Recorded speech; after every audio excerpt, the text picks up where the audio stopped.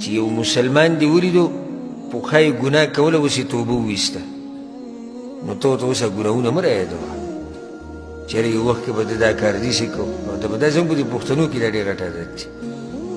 لکه یو سړی به توبه وباسي ده وایي زه یې پېژنم پخوا به داسې کول نو پخوا که هر څه یې کولو خو اوس یې توبه ویستې ده توبه یې وویسته ږیره پرې وایي دا ږیره اوس پرېښوه دا پخوا وي ډاکو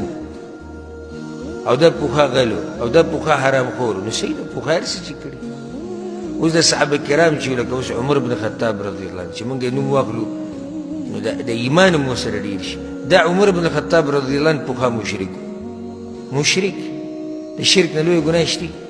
نشته او دی په شرک کې واقع نو بیا به یو سړی سره لګي داسې به وایي چې دی پخوا مشرک چې یو سړی توبه یې وویسته الله معاف کو نو خو ته یې معاف که که نو دا بس بدبخته الله به یې معاف کړي خو دی نه معاف کېدی پورې نښتې نه وایي ده به پخوا دا کول او ده به داسې کول او ده به دغه کول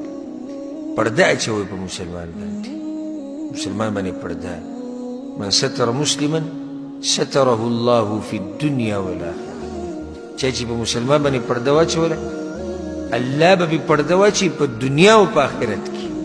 دنیا او آخرت کې به الله پرده واچوي پرده اچوه په خلکو ها الا هغه اوس یو خبر دی د یو کس چې د هغې نه امت ته نقصان دی معاشرې ته نقصان دی جدا خبره هغه بیانول